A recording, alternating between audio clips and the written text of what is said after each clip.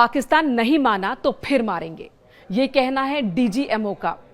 DGMO स्तर की बातचीत होनी है आज भारत पाकिस्तान के बीच। इससे पहले कल डीजीएमओ की प्रेस कॉन्फ्रेंस हुई। Director general of military operations के तमाम अधिकारी मौजूद थे और उन्होंने एक बात साफ कर दिया कि अगर पाकिस्तान नहीं मानता है तो हमारा ऑपरेशन अभी खत्म नहीं हुआ है। ऑपरेशन सिंदूर अभी जारी है और हम पाकिस्तान में फिर घुसकर वही एक्शन लेंगे, वही कार्रवाई करेंगे जो हमने 7 से लेकर 10 मई के बीच किया है। प्रेस कॉन्फ्रेंस के दौरान तमाम अधिकारियों ने बताया कि कैसे सेना ने पाकिस्तान का मुंहतोड़ जवाब दिया और आतंकी ठिकानों को तो हमने ध्वस्त कर ही दिया था ऑपरेशन सिंदूर के पहले चरण में। उसके बाद जब पाकिस्तान की ओर से हम पर अटैक किया गया तो कैसे पाकिस्तान के अंदर रावलपिंडी तक पहुंच गई हमारी सेना। हम अपनी जमीन पर रहते हुए बिना सीमा को लांघे हुए पाकिस्तान के दिल तक पहुंच गए थे और यही घबराहट थी पाकिस्तान की कि उनकी तरफ से ही 10 मई को 3:30 बजे दोपहर में रिक्वेस्ट की गई कि सीज फायर को लेकर अगर कहीं कोई गुंजाइश है तो उस पर बात की जाए, कैसे सीज फायर किया जा सकता है। जिसके बाद भारत के डीजीएमओ की ओर से सहमति जताई गई क्योंकि हमारा उद्देश्य पाकिस्तान के खिलाफ युद्ध नहीं है, वहां के सैन्य प्रतिष्ठानों को, जवानों को नुकसान पहुंचाना नहीं था, आतंक के खिलाफ कार्रवाई करना हमारा उद्देश्य था। देखिए प्रेस कॉन्फ्रेंस में और क्या क्या बातें रखी गई ये लगभग आप सभी के सामने है। तस्वीरें भी साझा की गई कि कहां कहां पर भारतीय सेना ने नुकसान पहुंचाया है, उन तस्वीरों पर भी बातचीत करेंगे। लेकिन उससे पहले अब बड़ा सवाल यह है कि आज डीजीएमओ स्तर की जब बातचीत होगी तो क्या बात होगी, भारत पाकिस्तान के बीच अब किन मुद्दों पर बातचीत होनी है। तो आपको बता दें कि भारत की ओर से यह डिमांड की जा सकती है पाकिस्तानी अधिकारियों से कि आप अपनी जमीन पर पनप रहे, पल रहे आतंकवाद के खिलाफ क्या एक्शन लेंगे, क्या ठोस कदम उठाएंगे, इस पर एक पूरी बातचीत दीजिए, तथ्यों के साथ बताइए कि आप एक्शन लेंगे।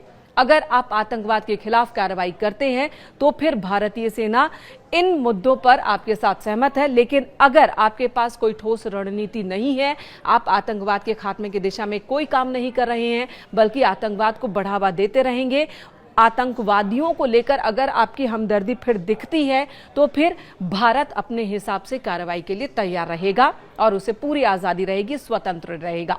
इस तरह की बातचीत हो सकती है आज डीजीएमओ स्तर की जब बातचीत होगी। आपको बता दें 2021 में एलओसी पर संघर्ष विराम यानी कि सीज फायर को लेकर एक सहमति बनी थी, समझौता हुआ था जो अभी तक ठीक ठीक चल रहा था।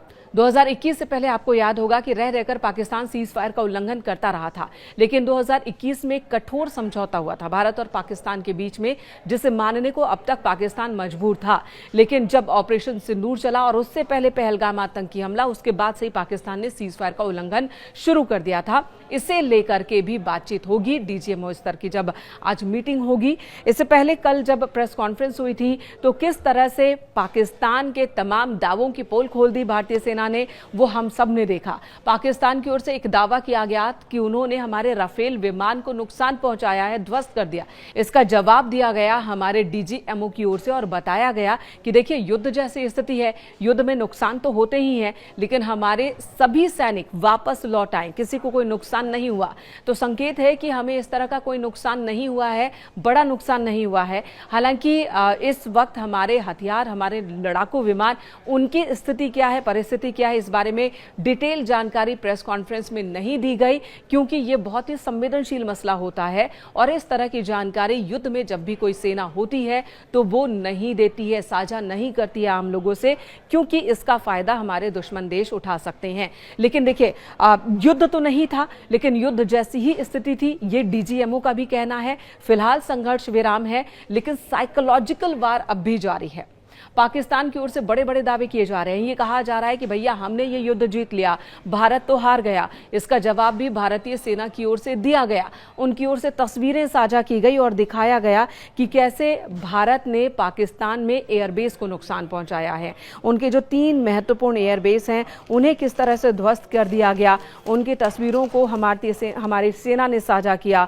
इनमें नूर खान एयरबेस है जो पूरी तरह से क्षतिग्रस्त हो चुका है। वहीं दूसरी तस्वीर भोलारी एयरबेस की साझा की गई और इससे भी बड़ा नुकसान पहुंचा है। तीसरी तस्वीर सरगोधा में हवाई पट्टे को नुकसान पहुंचाने की वो साझा किया गया है। देखिए इन सैन्य ठिकानों को हमला करना भारतीय सैनिकों का उद्देश्य नहीं था, ये सेना ने बार बार साफ किया, लेकिन मजबूरी में जवाबी एक्शन में ये कदम उठाया गया और इस वक्त भी ख्याल रखा गया कि यहां आम सिविलियन को कोई नुकसान ना पहुंचे। ये जो एक्शन लिया गया है ये सिर्फ भारत की ओर से एक चेतावनी पाकिस्तान को कि देखो हम कहां तक दाखिल हो सकते हैं, तुम्हारे ड्रोन तुम्हारी मिसाइलें लक्ष्य तक पहुंच नहीं सकती, हम हवा में ही खत्म कर देते हैं, लेकिन हमारी जो मिसाइलें हैं वो लक्ष्य तक पहुंच जाती हैं। अगर रावलपिंडी में स्टेडियम को नुकसान पहुंचाया गया, इसका साफ साफ संकेत था कि इसी रावलपिंडी में सेना का मुख्यालय है, अगर स्टेडियम तक पहुंच सकते हैं तो सेना के मुख्यालय तक भी पहुंच सकते हैं।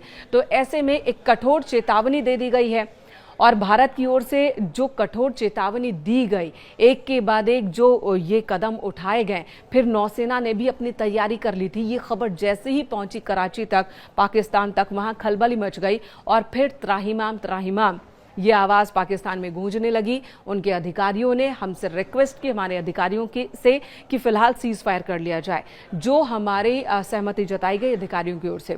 एक और साइकोलॉजिकल वार में मुद्दा सामने आ रहा है कि क्या डोनाल्ड ट्रंप के कहने पर सीज फायर हुआ, क्या भारत और पाकिस्तान से बात किए बिना ही, खासकर भारत से बात किए बिना ही डोनाल्ड ट्रंप ने सीज फायर का ऐलान किया और हमने मान लिया? तो इसे भी हमारी सरकार ने क्लियर किया है कि ऐसा कुछ भी नहीं था।